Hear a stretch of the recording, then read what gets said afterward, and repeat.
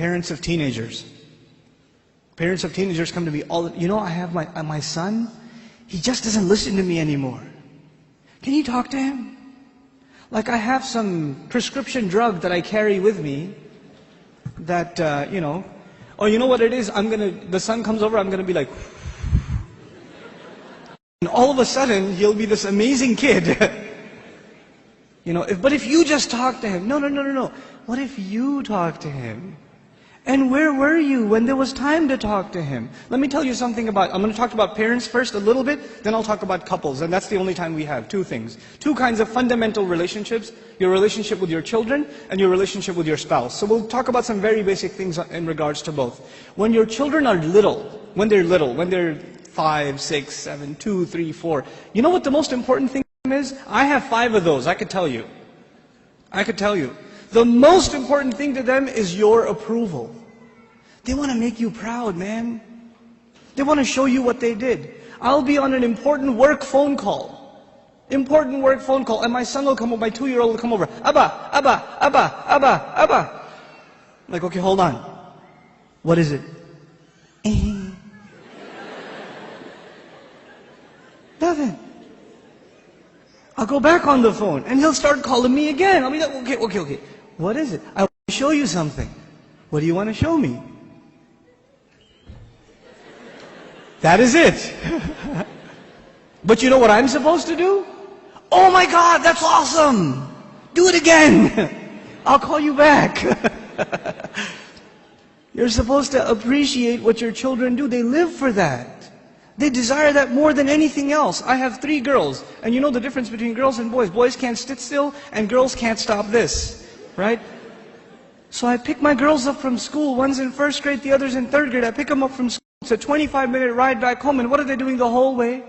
You know what happened today in class? We colored a dinosaur, and we did this and that, and I was coloring it purple, but I decided to put in some green, and they're going on and on and on and on and on. And they cannot help themselves, and they cannot stop, and I have to pay attention and listen.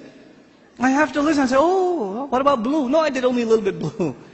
Right? I have to pay attention. And you know why I'm saying all of this? Just one more story on the side, just to wake you up a little.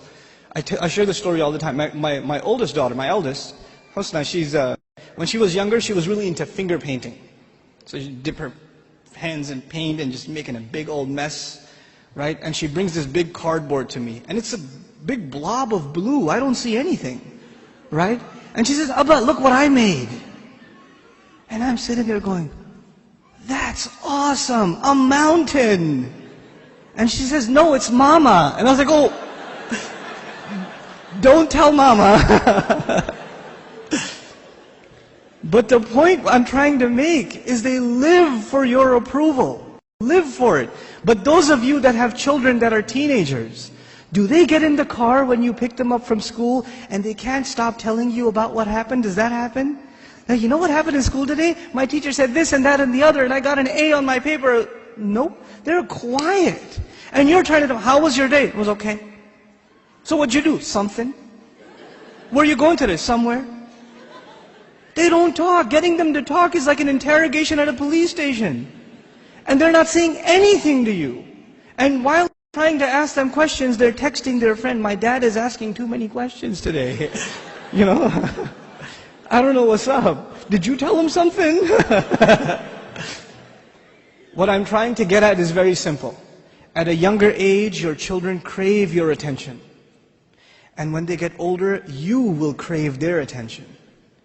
But if you don't give them attention when they're tiny, when they come to you with their toys and you say, go in your room, I'm watching the news. The game is on. Could you take him, please? Come on, I had a long day at work. I don't want to deal with this right now. I have friends over. It's embarrassing. Go to sleep. Go get out of here. When you have this attitude towards your children, like they're an obstacle in your path, your job was at work. When you come home, you're on vacation. No, buddy, your job began when you came home. That's your job. What you did over there is just to fulfill your real job at home. Be a father. I'm talking to the men here. Be a father. Spend time with your children.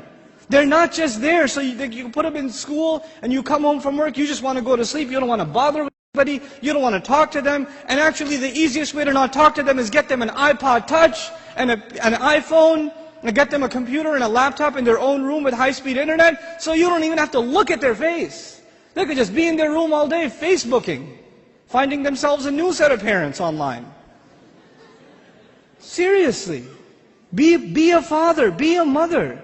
Don't replace your motherhood and your fatherhood with these things, because if you do, when they become independent, you know what happens to most parents?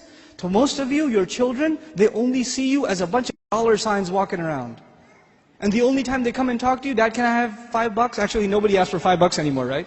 It's 20s nowadays. And I know youth, they haven't seen money that small. They don't know fives. Can I have $20? Can I go to the mall? Can you drop me off? Can I go over to my friend's house? Can I do this? Can I do that? Can I do the other? When they want something, they come to you. Otherwise, you don't see them. And when they get to a certain age where they are old enough to make their own little bit of money, guess what?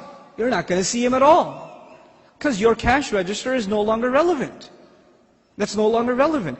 If this is the relationship you are setting yourself up for, you're headed for destruction. We got to change this now. And the way to change it, and it's going to be hard for a lot of you to implement this, but we have to be friends with our children.